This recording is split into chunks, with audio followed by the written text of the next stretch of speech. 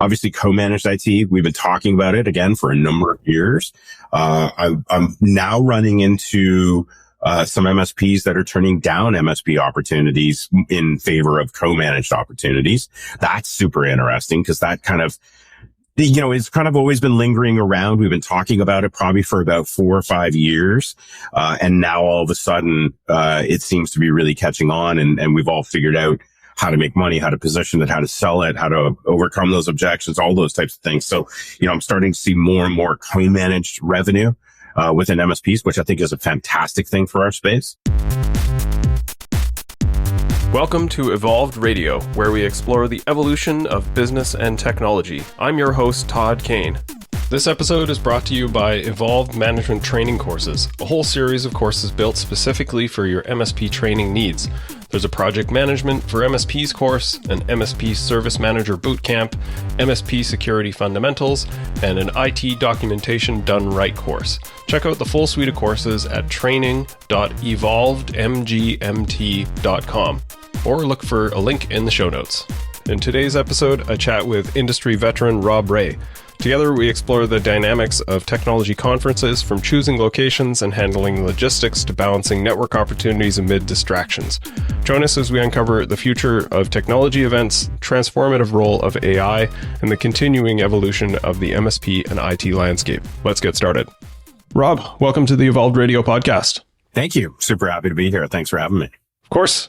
So we'll do an intro for you, but I kind of wonder if you need any intro. I feel like you're kind of the MSP GOAT, channel champion, probably easily one of the most recognized people in the industry, both because of sort of your tenure in the industry, how visible you've been through events and channel promotion and just being very visible and also being incredibly helpful. It's one of the things I've always appreciated about you is that you're genuinely interested to just connect with people and see how you can have a conversation and provide any insights. So first of all, thanks for being here and thanks for everything you've contributed to the channel for sure. Well, I appreciate that.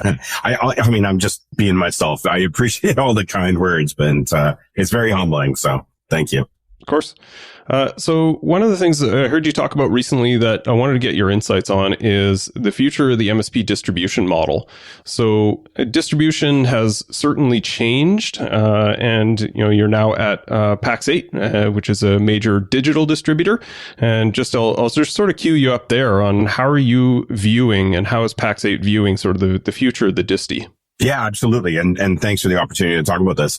It's actually super interesting. And so I spent, the last 10 years working for, Datto, one of the technology, like creating actual technology, bringing technology to market. We owned our IP, we owned patents around that IP, and we would bring it to market and use the MSP channel to sell exclusively. So, I left in October of 22 and decided that kind of at the age I'm at, if I'm going to have one more kind of journey here, ride some unicorn off into the sunset, then I would need a career change. So, started looking around and had lots of opportunities, great technology companies that were doing some really, really cool things.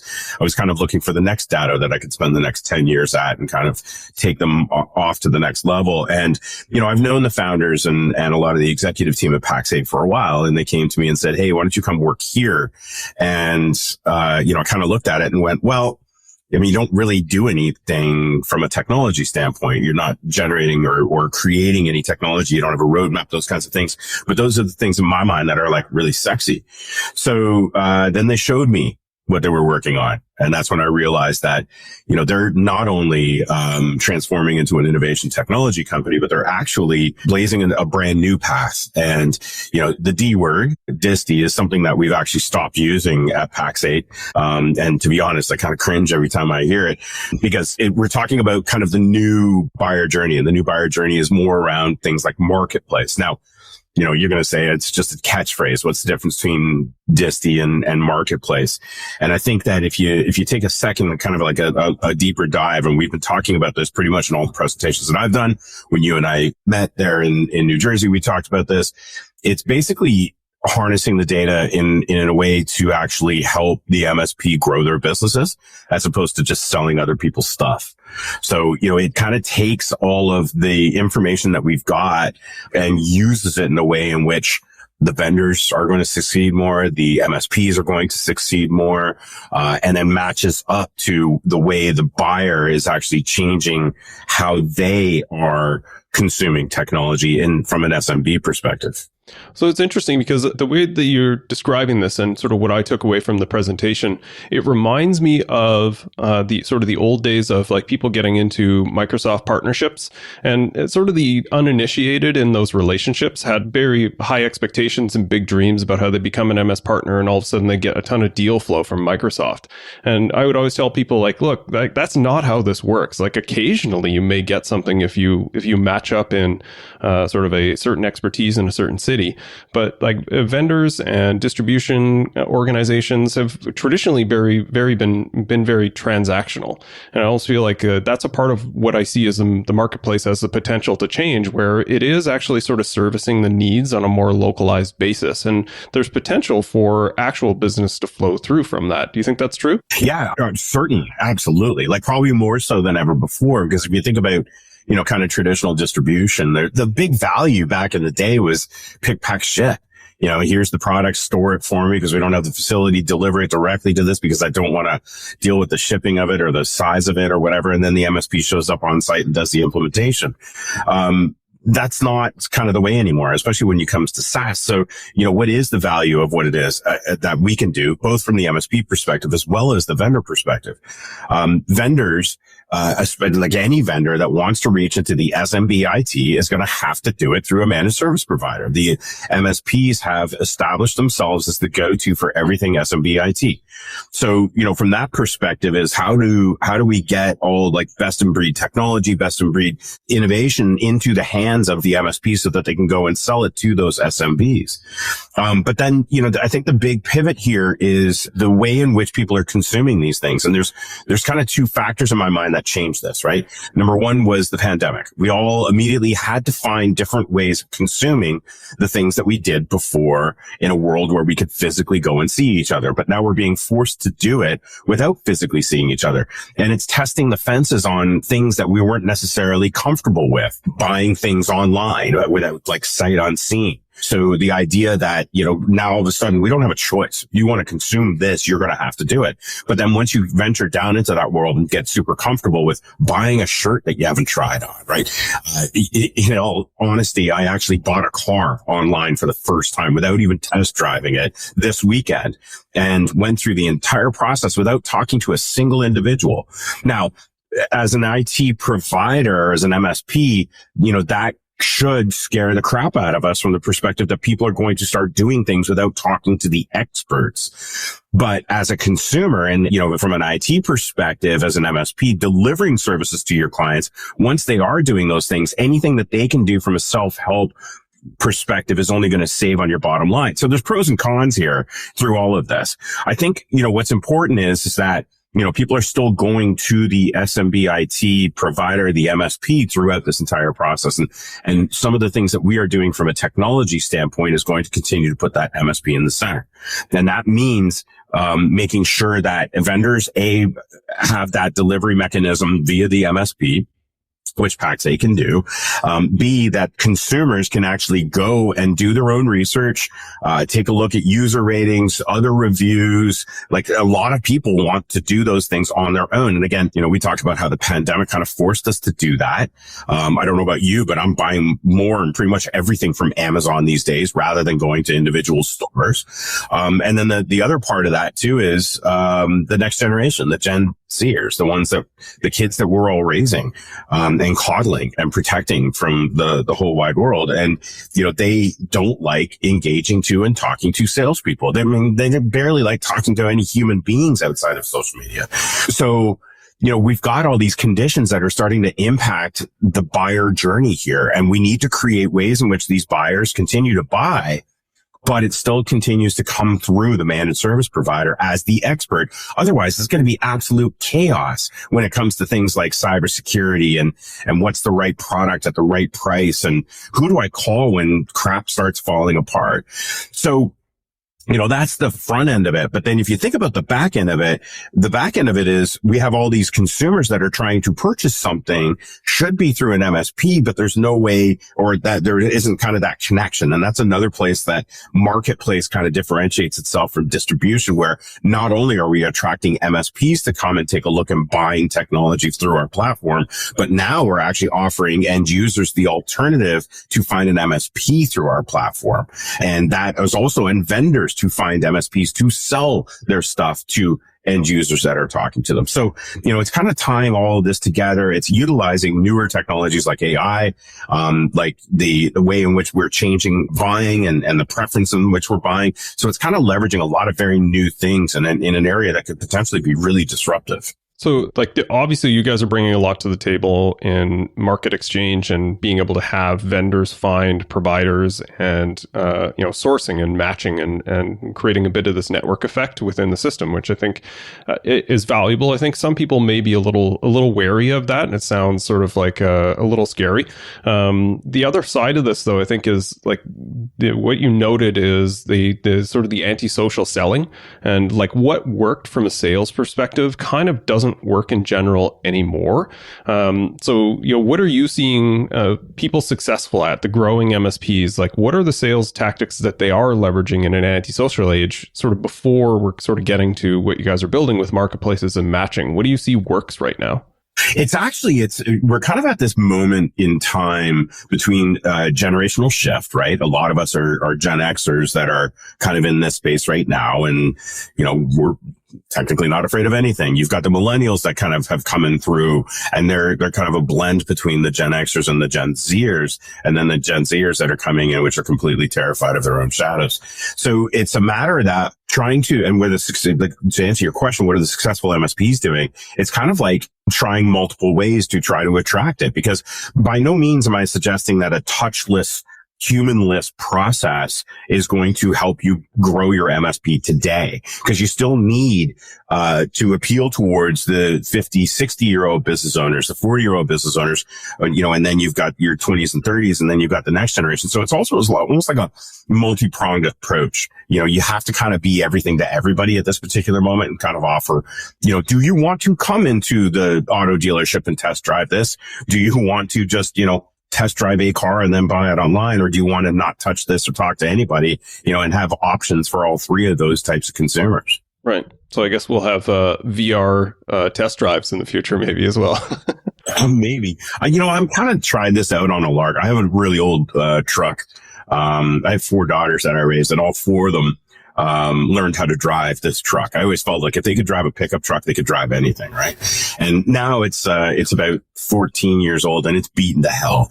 And it's starting to become one of those things where it costs more to maintain than it does to keep. So I'm thinking I got to replace it. And I'm like, here's a perfect opportunity to kind of test those. I personally would much rather go to a dealership and meet somebody and test drive a car. But I'm sure all of us we've all had bad experiences doing that. The sales rep is only selling kind of what's in inventory, or if you want to build it from scratch, and then all of a sudden you drive it off the lot and you've lost 20% in value almost immediately. So, it's all that crap that we have to deal with or had to deal with. And now you've got alternatives. So buying a car sight unseen, I was out with my buddies on the weekend, and I told them that I did this, and they thought it was crazy that they would never do that. But they're also well into their 50s, right? So, meanwhile, I'm telling my 18-year-old daughter this, and she's like, yeah, and is that not how you normally do it? So, it's kind of being that thing for everybody everywhere. So I think this lends well into one of the other things I wanted to bat around with you is MSPs and AI, right? Because what I see, I've sort of apologize for anyone listening that's heard me sort of rant on this before, but so you get sort of my prediction on this. I sent an email 2 years ago with my timescale of implications for AI as it started to roll out just after ChatGPT kind of became sort of very well recognized. And what I suggested is 1 to 3 years is throwing spaghetti at the wall. It's an experimentation phase where things sort of show up. Sometimes it's cute and useful, but it doesn't really sort of stick.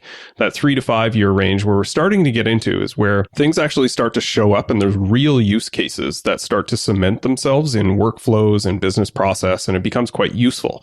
And then the 5 to 10 year time frame is a little more unpredictable, but we're starting to slide towards it where ultimately my guess is that AI will decimate a lot of help desks. And people sort of hear that and could be fearful. My point in saying that is like, this is a business shift, right? Like we're in the same position we were back in the day when Microsoft released BPOS, and all of the Exchange admins were like, oh my God, you don't understand. You know how much money I make from Exchange maintenance and upgrades and hosting? They're killing my business. How can I survive on these margins? Like no one does that anymore. And it's not like anyone's gone out of business. The market has dramatically grown, right? So I think because of the changes with the abilities of chatbots, the preferences of the modern generations, where they'll go to a chatbot, probably solve 50 to 70% of their own issues, then we'll be kind of escalation techs and focused a lot more on consulting. That's sort of my prediction. What's your take on that, Rob? Completely agree. Completely agree. And we've seen this evolution over the years. You think about the adoption of cloud. I mean, your timeline is kind of very, very, very similar to what we went through when we were first initially talking about cloud. Cloud is, and I guess somewhat similar to AI. It's kind of always been around, or it's not kind of like this new thing. It's just all of a sudden getting recognition as something that we can actually move forward with. I belong to a number of boards, one of which is I'm on the board of directors for CompTIA. And we get together and we talk about these different concepts and what we're seeing in all the different spaces throughout IT, throughout the world. And, I'm sitting there and we're having these conversations and I'm reminiscing thinking about when the internet first kind of came, and there must have been a group of executives similar to ours that were sitting around a table going, what's this internet thing and how's it going to change our world? And, the initial human reaction is always towards fear. And I actually, will quote John Oliver on this. If you're a This Week Tonight fan, he actually did a segment on AI, and he talked about how AI is going to change white collar jobs the same way the Industrial Revolution changed blue collar jobs. But guess what? Our lives are going to get better. We're going to adapt. We just need to retrain ourselves on other ways. Or similar to what you're saying, we have to figure out ways in which we can leverage this and make things better. We did that with the cloud. We did that with Exchange. You're absolutely right. Everybody was panicking, yet arguably MSPs are making more money than ever before right now, by simply commoditizing things that we just used to make a ton of money at. It's always been about evolution. And I think that as long as we continue to stay open-minded, as long as we continue to stay on that cutting edge, as long as we try not to fight the machines too much, then we can continue to win. Yeah. Skynet images on fighting the machines definitely comes to mind. Exactly. Well, yeah, I think like the consulting aspect, I think is massive, right? Because the thing that I've sort of chatted with a few people about that I think is sort of an untapped area here is consulting on AI, right? Like a lot of people, like they think this stuff is neat and cool. Maybe they have some ideas of how to implement this in their business.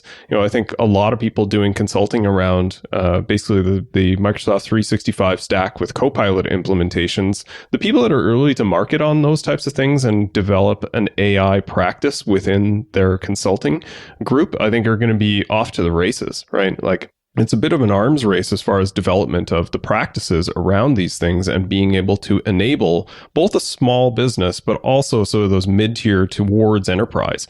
And I think that that's a massive opportunity. What's your thought on that? And maybe any other areas that you feel like MSPs should be sort of eyeing as the next growth cycle for them? Yeah, I'm a little more conservative than you are. I'm a little less bullish on it because I think these things, especially in the SMB realm where MSPs play, have a tendency to take a very long time around adoption. And I think the most important part isn't, as cool and sexy as all of this is, we also still have to figure out a way to make money at it. And I think that's going to be the key. Once we figure out how to make money, and I do agree with you, I think the consulting aspect of that is probably going to be the low-hanging fruit when it comes to making money here before we can actually commoditize it with product, because I don't think everybody's making a ton of money off of Copilot sales at this particular point. So I think that there is going to be significant opportunity as time goes on. More so, I think at this point, I think the idea of being open-minded and taking those calls, I still run into MSPs that avoid having this conversation with their end users around AI, or will tell their end users just stay away from it because they themselves haven't kind of figured it out yet. I think that's a massive mistake. I think that as we want those communities coming to us as the experts, as the real-time experts, you think about that in comparison to an in-house IT person, we have a competitive advantage or a significant advantage from an education education standpoint to be able to learn these things on the fly fast from vendors, from each other. Whereas, nobody else is necessarily going to be able to learn this as fast. But then we need to find the application in the SMB space. So, in my mind, it's more like, let's forge forward, but let's continue to look for the opportunities to make money. And again, I'll draw the correlation to the cloud. When the cloud first came out, you had some early adopters of CSPs, cloud solution providers, none of which I know are still in business. You don't necessarily want to be the first one jumping in. But I agree, like dabbling with it, playing with it, having some type of practice with it. And there is money to be made from a consultation standpoint right now, but continue to evolve it. Like, don't throw away the baby with the bathwater quite yet, right? Because we still need to have those kind of legacy models. And, I wouldn't necessarily go all in with AI as same as I didn't go all in with cloud. It's going to be an adoption. It's going to be a kind of an evolution as time goes on. Other things that, I'm kind of seeing out there, there's obviously co-managed IT. We've been talking about it again for a number of years, now running into some MSPs that are turning down MSP opportunities in favor of co-managed opportunities. That's super interesting because that kind of, it's kind of always been lingering around. We've been talking about it probably for about 4 or 5 years. And now all of a sudden it seems to be really catching on, and we've all figured out how to make money, how to position it, how to sell it, how to overcome those objections, all those types of things. So, I'm starting to see more and more co-managed revenue within MSPs, which I think is a fantastic thing for our space. Then, I'll throw something slightly controversial out to you here. Argument, I haven't necessarily seen it. I've got no data that backs this up, but it's an interesting argument, which is, when the cloud first started coming out, the adoption of the cloud was to make life easier, better, faster, sexier, more lucrative, and more secure. It's now been 15 years, and it's safe to say that we haven't necessarily accomplished all those things with cloud. So there's an argument in the SMB space that perhaps going back to an on-prem or encouraging to continue to support an on-prem will make it more lucrative, more secure, those kinds of things. So, that's something it's an interesting debate. And by no means am I saying rip your cloud out and start buying servers again. But there's an argument there to be made that maybe the cloud isn't necessarily the best route to market for SMBs in particular. It's an interesting conversation. Yeah, I think that is interesting, right? Like, the more concentration within each of these cloud platforms does create some systemic risk. And if we sort of expand sort of our threat scenarios out here, like state actors potentially kind of actually breaching one of these platforms and making a really bad week for literally everybody at this point is, I think, somewhat probable, right? And it goes towards, I think, what you tend to see in the history of IT, like people that are like sort of us that have been in the IT space for long enough. You see this, what I call this expansion and contraction, where like everything sort of, everything has to be on site, everything's local, and then it explodes out, and we go from microservers to terminal servers, and then everything is back to PC server, and then back to cloud, right? And then it collapses back to whatever it is in the future, right? So I think that's a very real potential, but definitely controversial. I agree. I mean, that's why we have these conversations, right? It would just be uninteresting if we agreed with each other the entire time. Yeah, got to pontificate for sure. The other thing I did want to talk to you about is, one of the things that you're very well recognized for in the channel is your success with events, with things like DattoCon. It was absolutely considered one of the premier events to attend. Now at PAX 8, you're building PAX 8 Beyond. This episode will probably go live post the event, unfortunately, if anyone is not getting there, but definitely sort of rising as one of the premier events in the channel. And I'm curious to get your perspective from running DattoCon pre and then through COVID had to be incredibly challenging. And then how things are different, both attendance, what the style of the event looks like, what works, what doesn't. What has COVID changed about sort of industry events from your perspective? It's a good question. And yes, absolutely. I ran probably about 15 DattoCons while I was over there, both in Europe as well as in North America. Beyond is PAX 8's event. We did our inaugural one in 2023. No one at PAX 8 had done anything like this before, so they were a little bit nervous. I myself was like, this is a no-brainer. It's easy. And we did it, and it was phenomenal. And we're doing it again. And as you mentioned, this is probably going to post after Beyond, which is in June in Denver in 2024, which is probably a good thing because we're already sold out. So I don't have any more. Perfect. Sign up for 2025. Sign up for 25. So what's changed? It took, oh gosh. It was hard because, we had these live events, and it's a way for us to get together, obviously, as a community and learn. It's a way for the vendors to get leads. It's a way for the MSPs to find new tech. And then all of a sudden we go into the virtual world and everybody's attending webinars. At least out of the gate, you're getting thousands of people to show up to a webinar that you used to get tens of people to show up to. So there was a lot, especially from my perspective, where I really enjoy the face-to-face connections. A lot of fear from my perspective that this might be the whole new world where everybody is doing everything, virtually and chatting in chat rooms and video calls. I think that what's flushed true is that, now that everything's opened up again and live events are happening again, people are coming out. And if anything, probably cherishing and valuing it a little bit more. Physically, these events cost a hell of a lot more. For some reason, food and beverage is up significantly. And I think it's a condition of a lot of those industries, hotels, conference centers, a lot of them suffered serious job loss during the pandemic. People had to go and find other alternatives for work, and they just haven't come back to the hospitality industry.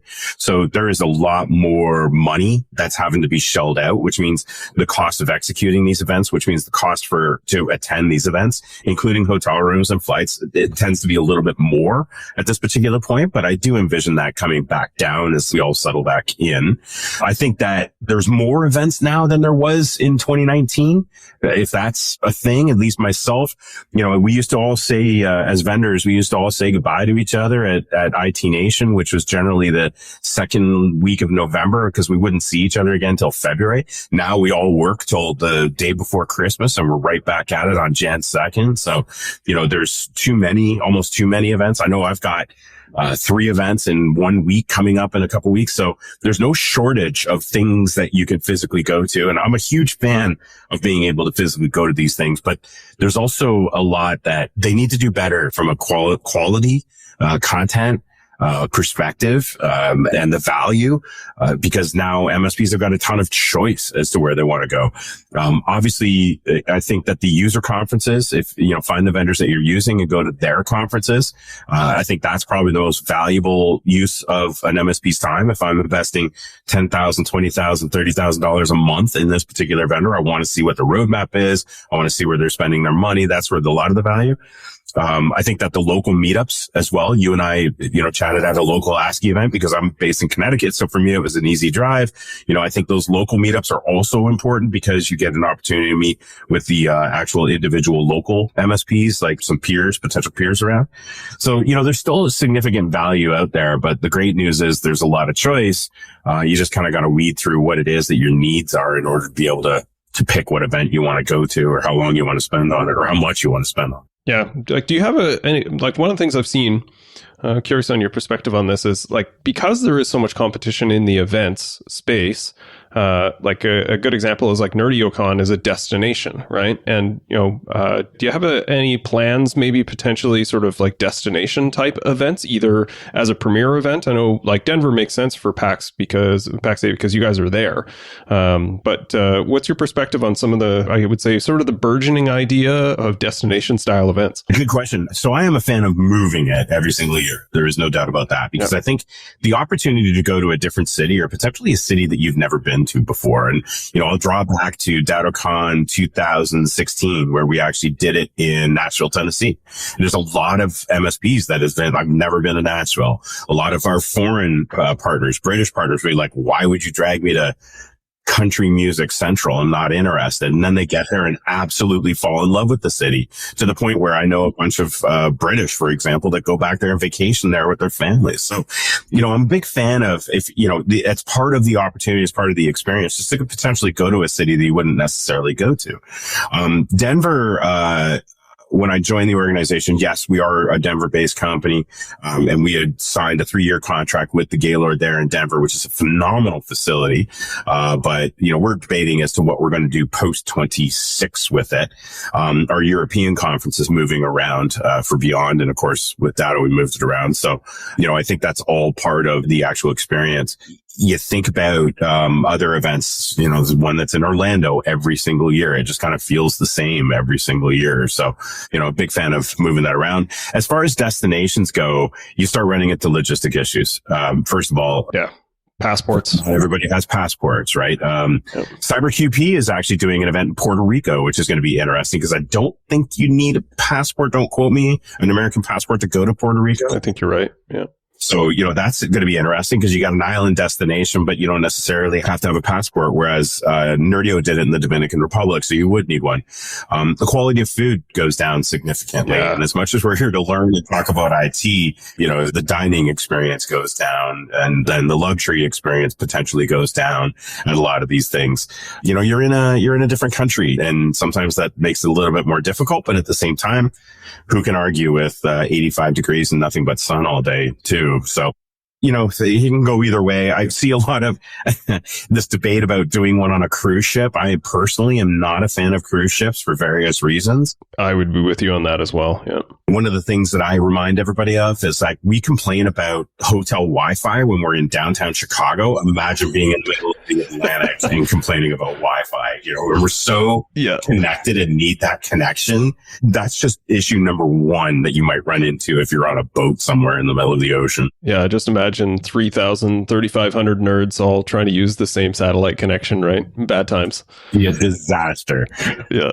I do love the idea of the conferences moving around, right? Because I'm on the extreme west coast of Canada and getting to, Florida, seems like every conference is contractually obligated to be in Florida, it seems. So getting to Florida is a bit of a trek, right? I would love to see more in California, even Las Vegas, like there's a couple that happen there, but it seems like a premier destination that would make sense, but there doesn't seem to be a lot of industry conferences out west, unfortunately. Well, so you go to where the MSPs are, and unfortunately in the northwestern part of the United States, true, there aren't a ton of MSPs. Like as far as when you do some heat mapping, you get into Southern California, yes. Yep. Yes, I do agree with you, but Southern California also has a tendency to be a little more expensive.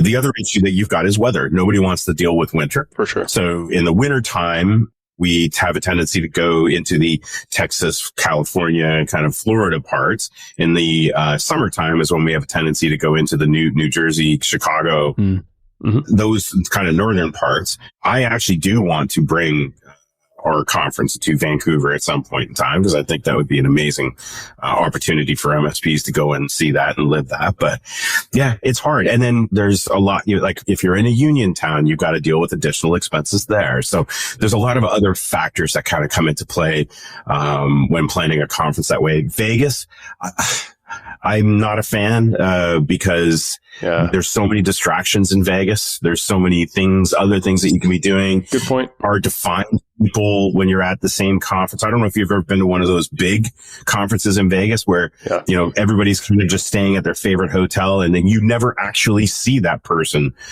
during the course of the conference, so there's pros and cons. That's a good point, actually. Like obviously the distraction of the casinos and too much drinking, not that is a thing that doesn't happen at the other conferences too, right? But I went to a Microsoft conference in Vegas once and, it was pandemonium. And you're right. Like I saw one person a couple of times and that was it. And otherwise just like cattle moving from one location to the other. Just like the volume of people was unbelievable. Yeah, it is. And then, just trying to match up and meet up with somebody could be potentially incredibly difficult. Yeah. Okay, cool. This has been awesome. I appreciate your insights, Rob. Is there any sort of parting words of wisdom? Any things that you want to see in the channel or things that you would sort of call to action for people in the channel this year? I guess, and it's something that we all suffer from, especially as we get older. And, I try to run this with my life in particular. We're in a space right now where we're supposed to be very forward-thinking, innovative technology people that are constantly looking at what's next. But human tendency is, we want to get lazy. We want to stick with what we know. We resist change. I mean, that's just human nature. That's fine. I think we're in a state right now where we're going to go through some significant change. I mean, you and I talked about a lot of that during the course of this actual call. And, sure, there's been a lot of change of our industry over the last little while, but I think there's a number of particular points that are kind of coming to a head here. And I think that the opportunity for the managed service provider is still greater than ever before. I think there's still massive growth opportunities in this space. Everyone seems to be doing extremely well. That's when I'm talking to MSPs worldwide. That's what I'm experiencing. So, we're kind of like, is there's anything of it, just keep going. Just keep on top of it. Don't stop learning. Don't stop moving. Don't get negative. I think if we all do those things, we're going to continue to thrive in this space. And there's going to be lots more of that opportunity to go. I love it. That's a great place to end it, and totally agree. Thanks again, Rob. Appreciate your time. Anytime. Thank you. Part of the MSP Radio Network.